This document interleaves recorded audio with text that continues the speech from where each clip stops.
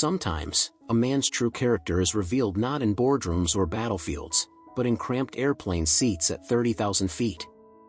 And on one particular flight from London to New York, a rude passenger found out the hard way who he was sitting next to. And it changed everything. The airport was its usual chaos: late boarders, loud intercoms, tired faces waiting for wheels to lift them somewhere else. He walked quietly among them. No crowd around him. No fanfare. He was dressed in a plain black hoodie, a baseball cap pulled low, dark sunglasses covering tired eyes. No entourage. No assistant. Just a man who looked like any other. Except he moved differently. Calm. Solid. Silent. You could tell, if you were paying attention, he wasn't someone used to being loud. He was used to being ready. He found his seat. 21C, aisle. Right next to the middle. Already sitting there was a man who would change the mood of the flight within minutes. He was in his late 40s, maybe early 50s. Slick hair. Loud watch. Too much cologne. Phone call on speaker, bragging about some big account he'd closed. Every word a performance. One of those guys who thinks the flight attendants are his staff, and everyone else is an obstacle. The moment the quiet man slid into the seat beside him, he gave a glance. Then an eye roll. Ugh. Great. Some bald, wrinkled gym freak. Hope he doesn't snore, he muttered, not low enough to keep it private. The quiet man didn't respond. Just sat still. Adjusted his seatbelt. The man kept going. The speakerphone conversation shifted into how people like him don't belong in his life. Then he looked straight at the guy next to him and said to no one in particular, "Why do I always get seated next to someone who looks like they just got out of prison?" No reaction. Just a slow exhale from the man in black. When the flight attendant walked by to offer drinks, the man flagged her down. "Excuse me, miss. I thought I booked a better seat. I mean, look who I'm next to. Some of them may reject or something.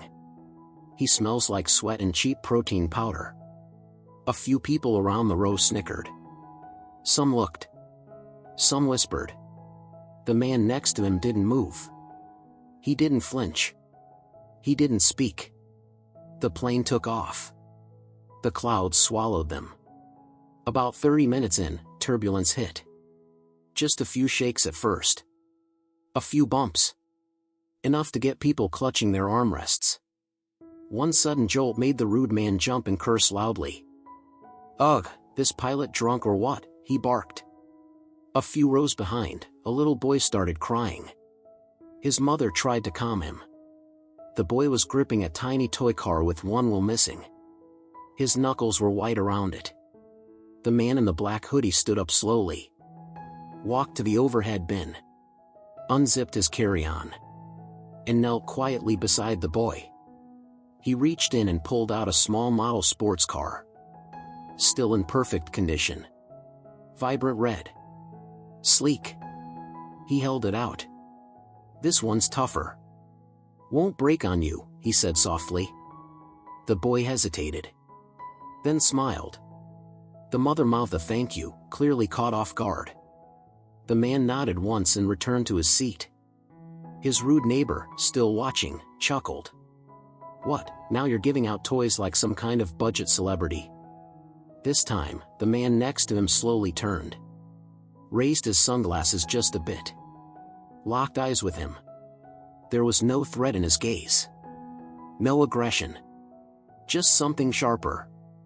He didn't need to speak. The stare said everything. The kind of look that only comes from a man who has been in real fights, the kind where there's no referee. Then the flight attendant leaned over. She whispered something into the rude man's ear. Just a few words. Nobody else heard. But his entire expression changed. The color drained from his face. His posture shifted. He swallowed hard. He glanced back at the man next to him. Then back at the flight attendant. "You're joking," he whispered. She smiled politely, but her eyes said she wasn't. "No, sir. "That's Jason Statham," she said quietly. "One of the most well-trained combat actors in the world. Former diver. Martial artist. And, judging by how quiet he's been this whole time, more of a man than you've shown yourself to be." For the next several hours, the flight was quiet. The rude man didn't say another word. Didn't look to his left. Barely moved. When the plane landed and the seatbelt light blinked off, passengers began filing out. Jason stood. He adjusted his hoodie.